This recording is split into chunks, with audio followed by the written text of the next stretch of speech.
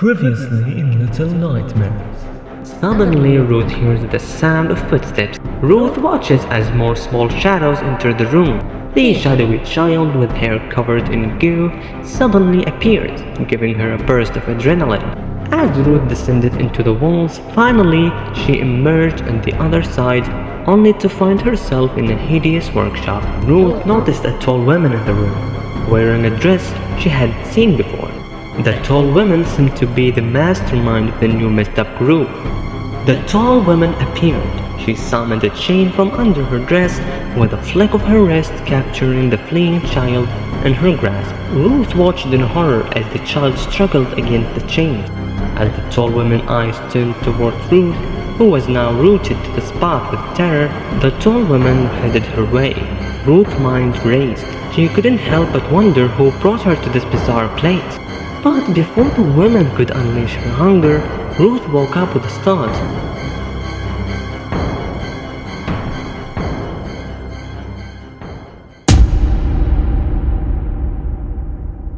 Three days later, at the fourth session, in her latest dream adventure, Ruth finds herself standing on the roof of a mini skyscraper, peering down at an ocean that stretches to infinity. Suddenly, from the waves emerge fish-like contraptions, like something out of steampunk submarines' wildest dreams. Coming out of those ships are plumpy folks in wooden masks and shabby brown robes, waddling along the broad walk like penguins on a mission. Their destination, the bathhouse. As Ruth takes in this bizarre scene, a voice breaks the silence with casual, "Hey!" She turns to see a scrappy, breathless boy, introducing himself as Jester, because he's got jokes for days. Jester dives into his joke arsenal. A man tells his friend to stop looking for the perfect match. But Jester pauses as if his joke got lost in dream traffic. Jester's memory train finally arrives at the station, and he blurts out the missing punchline, "Use a lighter." The counselor points out that Jester seems more normal than the goo-haired child Ruth encountered last time. Ruth nods, acknowledging that Jester was indeed a kinder version of the school kids she dealt with. Back to the dream world, Jester grabbed Ruth's arm and leads her to a spot in the rooftop with a view of the surreal rooftop cityscape. He points out that the planks of the wood acting as bridges between the buildings. Ruth realizes these were paths taken by other kids. As Ruth and Jester navigate the rooftop highway, the plumpy adults march towards the bathhouse like they are on a mission to cleanse their souls, interrupting their march only to snag soaps and perfumes from eager Martians. The air is funky mix of flowery scents and fishy bathhouse, creating a fragrance cocktail that could wake the dead. Finally, they reach the last building, faced with ladder descending into the dark alley below. Sensing Jester's nerves, Ruth tries to lighten the mood by asking for another joke. Jester begins with, "What happens to a stone that has overcome its greatest fear?" But then he stops, his expression lost in a dreamy confusion. Ruth notices this look, like he's losing himself to the nightmarish realm. Ruth wonders aloud if they're sharing a mutual dream like the counselor mentioned in their first session. Jester asks her to follow him. Ruth eagerly follows him towards the ladder leading down into the mysterious alleyway. But before she could take a step, she spots something crawling across the rooftop. Her eyes widen like she saw a ghost. As she hears a faint voice turning slowly, she sees the same man from her previous dream. She tries to describe him to the counselor, but it's like trying to describe a ghost at a rave. It's impossible. She compares the man to a broken mirror or a ripped-up picture, unable to piece together his features. The counselor is determined to unravel the mystery of this elusive man. He pulls out a contraption he calls magic glue for the mind. Ruth's eyes widened in horror, imagining herself strapped into some spooky brain contraption. But the counselor now is in full-on determined mode, insists that this will help her remember key details about the mysterious man. He explains that he can't help her if she cannot remember, and he must know more about the Candleman. as Ruth had named him in her dream. Ruth agrees to wear the equipment, though she eyes it.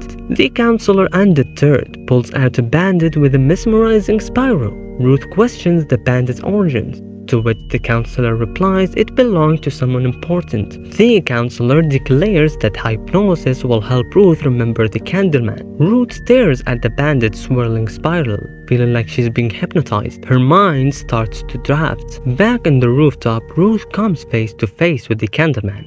She describes him as a fashion disaster in a long, filthy jacket, his face shifting beneath his hat like a pot of soup with mystery ingredients, bobbing up and down. She can see every creepy detail now.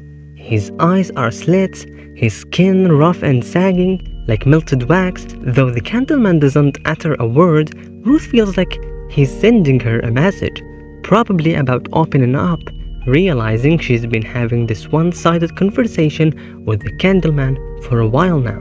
He's been lurking in the shadows of her dreams, watching and waiting, and probably critiquing her dream fashion choices. Suddenly, shouts break the dreamy silence, and Ruth turns around to find out, but Otto is trying to keep her focused on the Candleman. But alas, the mysterious man disappears when Ruth looks away. She scrambles down the ladder and is greeted by a wart-covered brute in the alley below, waving something around like a fish on a stick. Ruth's curiosity is piqued, and maybe her appetite too. As she follows the brute into the bathhouse, inside she peeks into a shop window where a raspy-voiced merchant is peddling his wares. A customer asks for suds to cleanse his profound skin, and the merchant hands him a bottle of pink liquid, promising it'll ease his pain. Descending the ladder further, Ruth searches for Jester in the creepy overgrowth of plants surrounding the bathhouse. She climbs some vines, finally making her way inside. Ruth peeks through the door into a room with shallow pools, the air tasting like polluted water. It reminds her of the stream by her family's apartment, bringing back memories of her water sickness days. As Ruth going crazy and describing her symptoms like pinching skin, pulled organs, cracked pavement head, and itchy scalp, the counselor wide-eyed gently stops Ruth from scratching her head. He removes the equipment from her head, taking a deep breath. The counselor reassures Ruth it's just the two of them here. Otto snaps his fingers to end Ruth's hypnosis.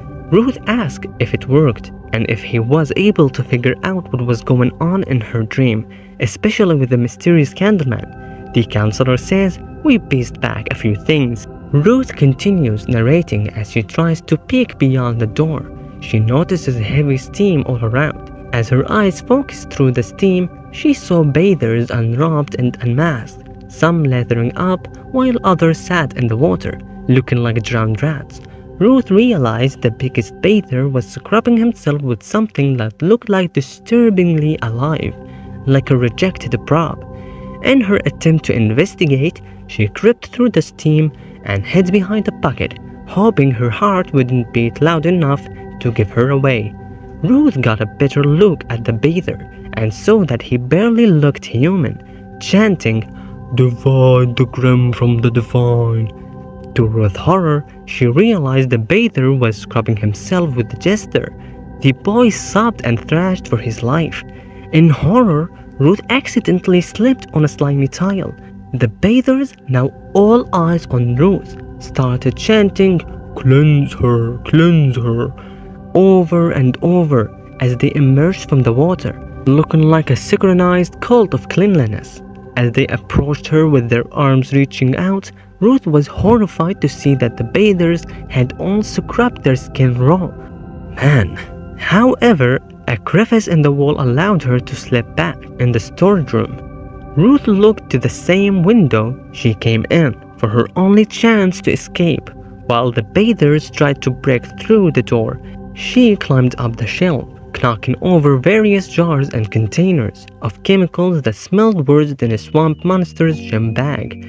Ruth takes a glance back at the door and sees it had been broken by the biggest bather, who was holding Jester now limp body under his arm. The bather reached out with his wart-covered hand and managed to grab her leg. The bather managed to pull her down, but the jar fell along with her. shattering on top of the bather, covering him head to toe with the white liquid. Suddenly, a cloud of gas was unleashed from the bather's melting body. The gas spread out into the air and around the room, covering Ruth in darkness while things settled. Ruth felt a weird sense of satisfaction from melting the bather. Ruth recalls what the counselor said about how she may see herself in the moths she loved so much, but has concluded she was not at all like the moths, who were searching for the light. She felt happy surrounded by the darkness, like a goth moth at a metal party. Ruth wakes up with a start. The counselor looking utterly perplexed, believing Ruth's dream is now a more intense, personal rooted experience. The counselor starts theorizing, suggesting their desire to be clean represents her need to scrub away memories of invasive experiences that her anxiety has fixated on.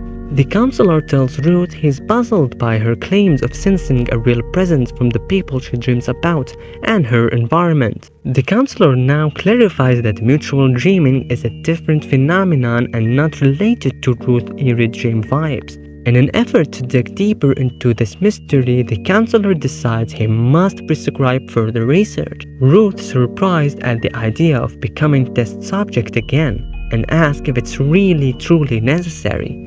He tries to convince her to comply by promising it's all for her well-being, just like she wanted, making Ruth reluctantly agree. As the counselor continues to write notes like a detective jotting down clues, he suddenly remembers the punchline to just her joke. He turns to Ruth and delivers the punchline. The stone becomes a little bolder after overcoming its greatest fear. Finally, hearing the full joke, Ruth smiles. The counselor offers Ruth another piece of candy, like a reward for being a good sport before she goes to bed, repeating his epic slogan, "Sweet to my